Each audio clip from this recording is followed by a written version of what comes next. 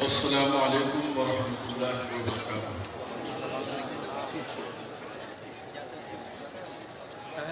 نحمده ونصلي ونسلم على حبيبه الكريم أما بعد أعوذ بالله من الشيطان الرجيم بسم الله الرحمن الرحيم اهدنا الصراط المستقيم صدق الله العظيم ونحن على ذلك من الشاهدين والشاكرين والذاكرين والحمد لله رب العالمين۔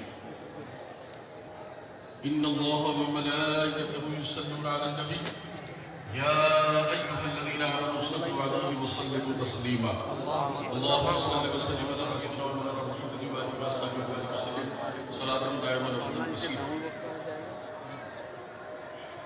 معزز سامعین کرام، اس وقت ہم ایک ایسی عظیم الشان خانقاہ میں عرس مرحوم اشرف سمنانی رضی اللہ تعالیٰ عنہ کے عرس کے موقع پر حاضر ہیں، اور جیسا کہ جامعہ شرعیہ کے صدر رئیسی بڑا بہترین آپ نے خطاب سلسلے کی ترکیب سے فرمایا، علماء کرام کا یہ عظیم الشان قافلہ اور پوری دنیا سے اس خانقاہ میں تشریف لائے ہوئے مہمان، زائرین، علماء دین، مشائخین، بزرگان دین، عوام الناس جو عرس مخدومی کا فیضان لینے کے لیے حضور مخدوم اشرف جہانگیر سمنانی کی بارگاہ میں اپنے ایک عظیم قائد کے عظیم رہبری کو نگاہ میں رکھتے ہوئے حاضر ہیں۔ پوری دنیا آج اس پروگرام کو دیکھ رہی ہے، اور وہ اپنے اپنے نظریے سے اپنے اپنے انداز سے دیکھ رہی ہے، لیکن ہمیں یہ دیکھنا ہے کہ حضور قائد ملت کی نظر سے اور اس عظیم جلسے کو خود مخدوم سمنا دیکھ رہے ہیں، اور ان کی نظر کیمیا اثر تمام عقیدت مندان پر حاضر ہے، اور انہی کا فیض و برکات ہم لینے کے لیے یہاں پر ان کا کرم تھا۔ کسی نے کہا ہے کہ یہ طلب بھی تیری تیرے کرم کا صدقہ ہے، یہ طلب بھی تیری تیرے کرم کا صدقہ ہے، قدم یہ اٹھتے نہیں ہیں اٹھائے جاتے ہیں، اور اٹھائے ہوئے قدموں کے ذریعے ہم یہاں پر حاضر ہیں۔ میں 4 مصرے لکھ کر آیا تھا جو مجھے بہت پسند ہے کہ جو جلوہ راہ یار ہے وہ دل یہی تو ہے، جو جلوہ گاہ یار ہے وہ دل یہی تو ہے، اور ہم جس جگہ ہیں حسن کی منزل یہی تو ہے، ہم جس جگہ ہیں حسن کی منزل یہی تو ہے۔ اور دوستان کرم، عقیدت اور محبت اور طریقت کی قربانیوں کو یاد رکھیے۔ اسلاف نے، پیچھے کے بزرگوں نے جو زندگی مرید ہونے کے بعد گزاری ہے، حضرت نیاز میں نیاز اس میں رحمت اللہ علیہ فرماتے ہیں کہ خود کو نہ دیکھنا ہے تمہیں دیکھنے کی شرط۔ اور آج حالات یہ ہیں کہ ہم پہلے اپنا دیکھتے ہیں کہ حضور یہ کام بن جائے، یہ مسئلہ ہو جائے، اس راستے پر کام نپٹ جائے، اور یہاں عشق میں کیا کہا جا رہا ہے؟ خود کو نہ دیکھنا ہے تمہیں دیکھنے کی شرط، خود کو نہ دیکھنا ہے تمہیں دیکھنے کی شرط۔ جو درمیاں حجاب ہے حائل یہی تو ہے، جو درمیاں حجاب ہے حائل یہی تو ہے، اور وہ دل ہے جو کسی کے عشق میں دیوانہ ہو جائے، وہ دل ہے جو کسی کے عشق میں دیوانہ ہو جائے، وہ سر ہے جو کسی کی تیغ کا نذرانہ ہو جائے، وہ سر ہے جو کسی کی تیغ کا نذرانہ ہو جائے، اور میرا سر کٹ کے مقتل میں گرے قاتل کے قدموں پر، میرا سر کٹ کے مقتل میں گرے قاتل کے قدموں پر، دم آخر ادا یوں سجدہ شکرانہ ہو جائے، دم آخر ادا یوں سجدہ شکرانہ ہو جائے۔ اور دوستو، اس شعر کو اگر آپ نے دل و دماغ میں اتار دیا تو عشق کی منزل بھی کامیاب، مرید ہونا بھی کامیاب، اور اس جگہ پر آنا بھی کامیاب کہ وہ میں دے دے جو تو نے شبلی و منصور کو دی تھی، وہ میں دے دے جو تو نے شبلی و منصور کو دی تھی، تو پھر بیدم نثار مرشد میں خانہ ہو جائے۔ وہ میں دے دے جو تو نے شبلی و منصور کو دی تھی، تو پھر بیدم نثار مرشد مرشد میں خانہ ہو جائے۔ دوستان مکرم، طریقت کی راہوں پر چلنا اور عشق کے راستے پر اپنے آپ کو مٹانا آسان کام نہیں ہے۔ اللہ کے ولیوں کا صدقہ یہ اہدنا الصراط المستقیم کہا جا رہا ہے کہ اللہ ہمیں سیدھا راستہ چلا۔ ایک راستہ طریقت کے شریعت کے راستے سے ہے اور ایک راستہ طریقت کے طریقے سے ہے، اور یہاں پر ایسا نظام ہونا چاہیے دوستوں کہ مٹ جائیں، مٹا دے اپنی ہستی کو۔ اگر کچھ مرتبہ چاہے کہ دانا خاک میں مل کر گلے گلزار ہوتا ہے، اور یہاں پر اس دانے کو آپ تصور کریں، دانا کہا جاتا ہے اپنے شعور والوں، سمجھ بوجھ والوں، اور یہی دانا جب خاک میں ملتا ہے بظاہر اقبال صاحب کی زبان میں، تو پھر دیکھیے 732 سال ہو گئے، پوری دنیا میں دانا کھلتا ہوا نظر آ رہا ہے، پوری دنیا اس طرف مائل ہوتی ہوئی نظر آ رہی ہے۔ اسی دانے کو اقبال نے نظر میں رکھ کے کہا ہے دوستوں، اور جب یہ منزل انسان میں آ جاتی ہے اور اس کی کیفیات بلند ہوتی ہے، عشق کی بنیاد پر جب وہ روشن ہوتا ہے، آج لوگ مرتبے دیکھنے کی کوشش کرتے ہیں، ہم نسبتیں دیکھنے کی کوشش کرتے ہیں۔ اور جو نسبت دیتا ہے، جو نسبت دیکھتا ہے وہ کامیاب ہو جاتا ہے، اور جو مرتبے دیکھتا ہے وہ الجھ جاتا ہے، اور جب نسبت دیکھتا ہے تو پھر اقبال کہتے ہیں، پھر اقبال فرماتے ہیں نسبت دیکھنے والے کو، یہ خاموشی کہاں تک لذت فریاد پیدا کر، یہ خاموشی کہاں تک لذت فریاد پیدا کر، زمین پہ تو ہو اور تیری صدا ہو آسمانوں میں۔ یہ نسبت کی بات ہوتی ہے، جب جا کر کامیابی ملتی ہے دوستوں، اور نسبت بھی ایسی چیز ہے، دامان یار سے بے فکر جی رہے ہیں ہر ایک اعتبار سے، واہ واہ، بے فکر جی رہے ہیں ہر ایک اعتبار سے۔ اور دوستوں یہ جو آپ دیکھ رہے ہیں نا، یہ تاج وغیرہ جو پہننے کا حضرت نے، یہ شان خود دکھا رہی ہے آل حسین ہے، یہ شان خود دکھا رہی ہے آل علی ہے، یہ شان خود دکھا رہی ہے آل مصطفیٰ ہے۔ اب آپ کو یہاں پر مرتبے نہ مذہب نہ مقصد نہ کچھ، آپ اپنے آپ کو مٹانے کی ضرورت ہے، بس نسبت اٹھاتے جائیے۔ آپ کے سارے جلووں میں سمجھ کر کے اگر کوئی جلوہ آیا ہے تو اس کا نام قائد ملت ہے۔ نعرہ تکبیر، نعرہ رسالہ، نعرہ قاسیہ، خادمان اشرفیہ، مشتاق مخدوم اشرف، ملوک قائد ملت۔ محبت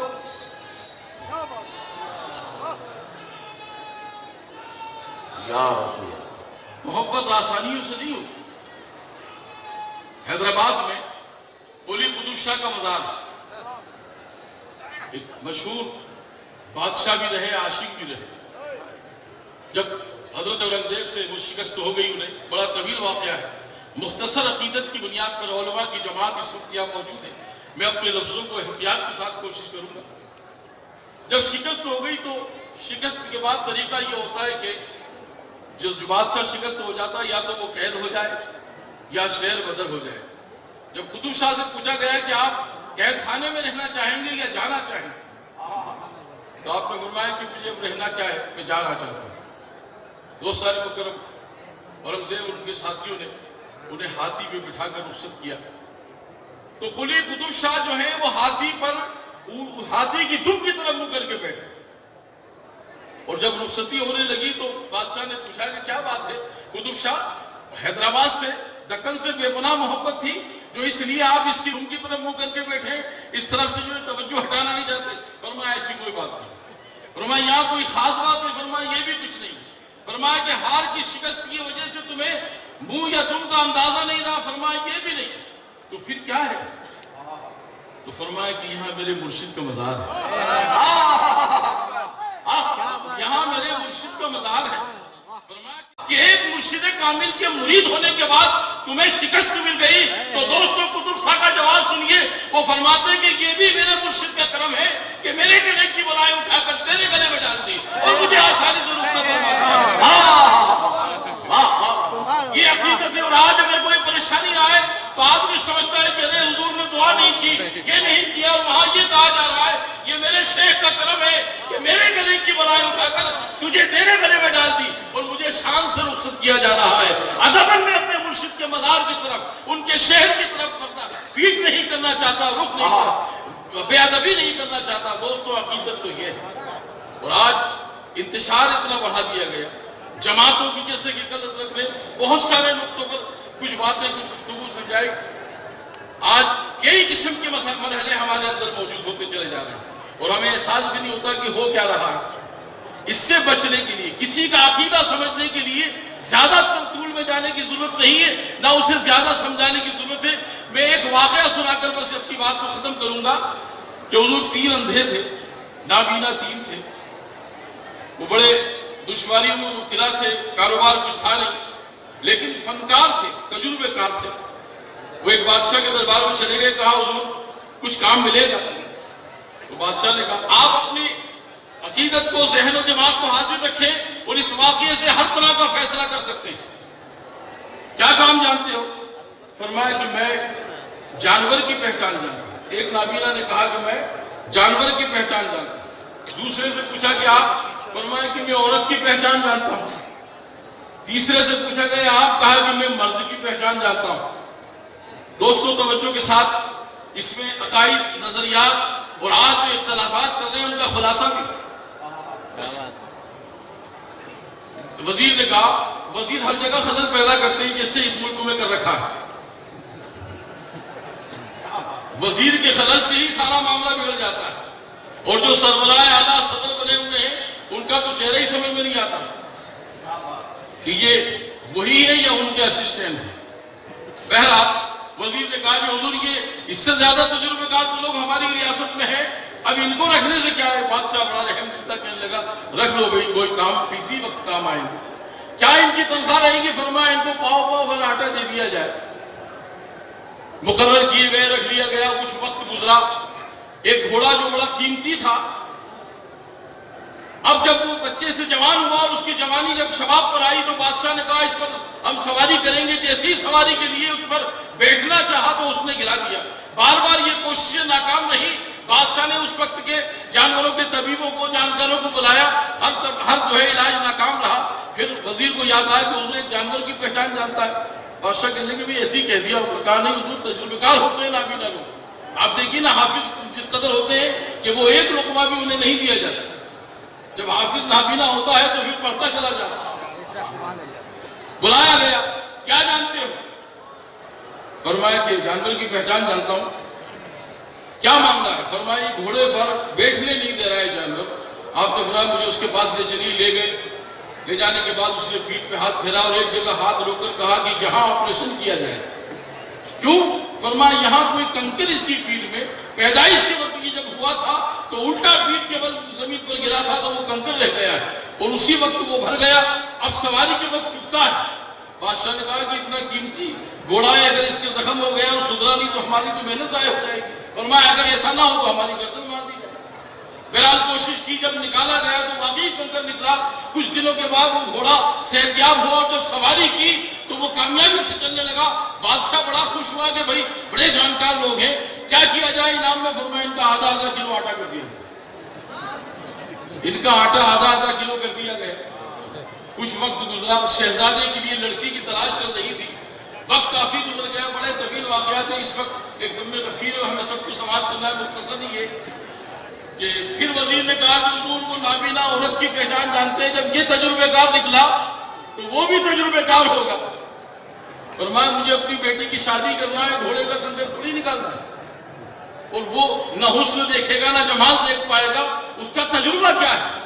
بلایا گیا، فرمایا ہمیں اپنے شہزادے کے لیے گاؤں سے ہم نے لڑکی دیکھی ہے اور ہم اسے تمہارے تجربے سے نکالنا چاہتے ہیں، کیا طریقہ ہے؟ فرمایا لڑکی میرے سامنے سے گزر جائے، میں سمجھ جاؤں گا اس کا کیا معاملہ ہے۔ اگلے بادشاہ کو حکم دیا گیا کہ میرے چند سپاہیوں کے ساتھ ایک نابینا لڑکی دیکھنے آ رہے ہیں، اور وہ بادشاہ چونکہ کمزور تھا کہ اس میں ہدایت کر دی گئی اگر اس کی شان میں گستاخی ہوئی تو پھر یاد رکھیے جنگ ہوگی۔ مختصر یہ کہ یہ 10 لوگوں کے ساتھ لے کر وہاں پہنچے۔ وزیر وہاں کا بھی تیز تھا، اس نے کہا کہ ابھی سمجھ میں آ جائے گا کل کیا کرنا ہے۔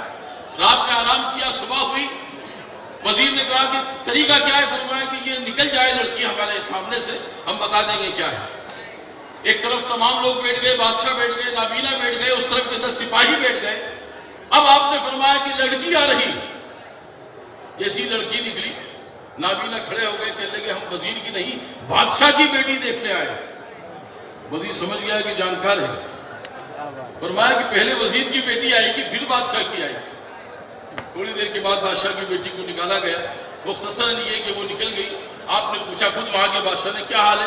فرمایا سب ٹھیک ہے، ایک بات ہے جو ہم اپنے بادشاہ سے کریں گے، اپنے حکمراں سے کریں گے، اور اس کے بعد پھر جو وہ فیصلہ کریں۔ یہ لوگ گئے، سب نے بتایا کیا طریقہ ہے، فرمایا اس طرح سے رہا۔ جا کر اس نے اپنے بادشاہ سے کہا کہ لڑکی ٹھیک ہے، ہر طرح بہتر ہے، لیکن ایک مسئلہ ہے۔ کیا ہے؟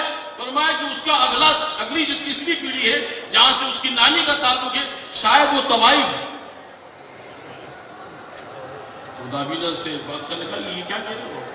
یہ وہاں کی بادشاہ دادی، وہاں کی شہزادی، فرمایا ان کی نانی طوائف ہوں گی، آپ پوچھیں۔ جو بادشاہ نے بڑی خفیہ تفتیش کی تو پتہ لگا کہ ہاں ان کی نانی طوائف تھی۔ تو وہ بڑے خوش ہوئے، بادشاہ کو کہنے لگے، کہہ رہے یہ تم نے کیسے اندازہ لگایا کہ یہ اس کے نسل میں طوائف کا انداز ہے؟ فرمایا جب وہ چل رہی تھی تو اس کے چلنے میں تبلے کی تھاپ نظر آ رہی۔ بادشاہ نے کہا یہ تجربہ کار ہے، ان کا 1-1 کلو آٹا کر دیا جائے۔ 1-1 کلو آٹا ہو گیا دوستوں۔ اب اس میں جو مرد کی پہچان جانتا تھا، اس نے کہا حضور یہ دو تو نمٹ گئے، اب میری باری ہے۔ کیا ہے؟ فرمایا میں مرد کی پہچان جانتا ہوں۔ تو پھر اب کیا مسئلہ بچا ہے؟ کیا مسئلہ بچا ہے؟ فرمایا کہ ہم تنہائی میں بات کرنا چاہیے۔ بادشاہ نے تخلیہ کہا، سب چلے گئے۔ وزیر بچے نے کہا نہیں اسے بھی نہیں رہنا چاہیے، آپ اور ہم 3۔ ٹھیک ہے، وزیر بھی چلے گئے۔ اب بادشاہ سے روبرو ہو کر کہا کہ سب سے پہلے تو حضور ہم اپنی جان کی اما چاہتے ہیں، اگر یہ بات غلط نکل جائے تو ہم تینوں کا سر قلم کر دیں۔ تو بات کیا ہے؟ فرمایا آپ بھی کسی بادشاہ کی اولاد نہیں، آپ بھی کسی بادشاہ کی اولاد نہیں ہے۔ کیا مطلب؟ تلوار نکالی، فرمایا آپ کی اماں حیات ہے، جا کے اسے پوچھ لی۔ حرم سلام میں گئے، تلوار نکلی ہوئی ہے جلال میں، السلام علیکم، وعلیکم السلام، کیا بات ہے بیٹے اتنے جلال میں؟ کہا اماں جان یہ بتائیے میں کس کی اولاد ہوں؟ کہا بیٹے 25 سال سے تمہیں ہم نے سلطنت پر بٹھا رکھا ہے، 40 سال کی عمر تمہاری ہو چکی ہے، بچپن سے لے کر ابھی تک کوئی تربیت میں، کسی طرح دولت میں، کسی طرح تمہاری خاطر خواہی میں کوئی کمی؟ فرمایا یہ سب تمہاری کرم نوازی ہے، لیکن سچ بات بتائیے کہ میں ہوں کس کی اولاد؟ فرمایا دل و جگر سے تجھے پالا ہے، وہ سب ٹھیک ہے، ورنہ میں اپنا سر قلم کر دوں گا، آپ سچ نہیں بولیں گے۔ مجبور ہو کر اماں نے کہا کہ بیٹے ہماری اولاد نہیں ہوتی، بڑی کوششوں کے بعد بھی یہ سلسلہ نہیں ہو پایا۔ تو پھر ہم نے اپنی ریاست میں یہ اعلان کیا کہ کہیں دور جہاں بھی لڑکا ہو ہم اسے لے لیں گے، اور ملکہ وہاں جا کر اس وقت تک قیام کریں گے جب تک اولاد نہ ہو جائے۔ مختصر یہ کہ جب کسی کی خبر آئی کہ وہاں ایک لڑکی، ایک عورت حمل سے ہے، یہ بادشاہ ملکہ وہاں پہنچ گئی، 9 مہینے قیام کیا، جب لڑکا ہوا 2-3 جگہ کی خبر تھی، وہاں سے ایک جگہ کی خبر میں یہ طے پایا کہ یہاں سے لڑکا ہوا، تو وہ پہلے ہی دن سے لے کر آ گئے۔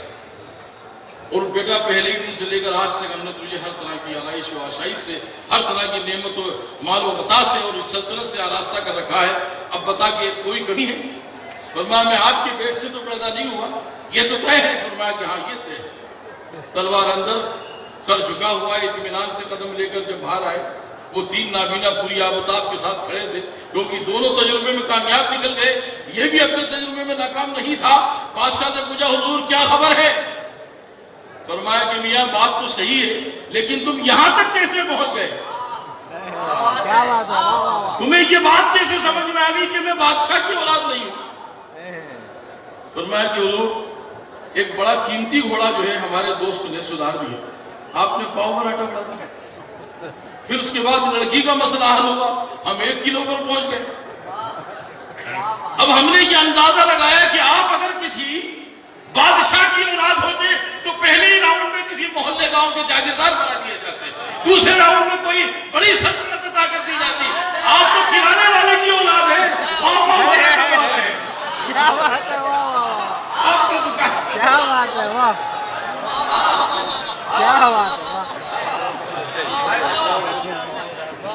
آپ تو کرانے والے کی اولاد ہے، انصاری کی اولاد ہے، پاؤں بھر آٹا بڑھا رہے ہیں۔ اب دوستوں جو بارگاہ رسالت میں درود پاک نہ پڑھے، سلام کے لیے بنا کرے، عقیدت سے بن کے سمجھ لینا کہ بادشاہ کی نہیں، عقیدت مند کی نہیں، بلکہ کسی کرانے والے کی اولاد ہے، جو پاؤں بڑھا، یہ کہاں لکھا ہے، وہ کہاں لکھا ہے، یہ کہاں جائز ہے، یہ کہاں ناجائز ہے، یہ ساری سمجھتا ہے، یہ ساری سمجھ اس کی عقیدے کی سمجھ ہے، اور جس کے اندر محبت ہوتی ہے وہ پھر مٹا دے اپنی ہستی کو اگر کچھ متبادہ ہے، رانا صاحب کو مل کر گلے گلزار ہو۔ السلام علیکم ورحمۃ اللہ۔ واہ بھائی واہ،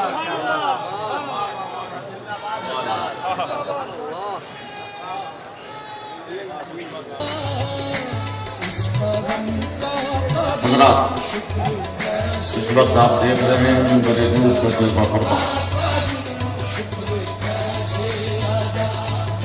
ملک و بیرون ملک سے تشریف لانے والے مخدوم پاک کے جملہ مریدین متقدین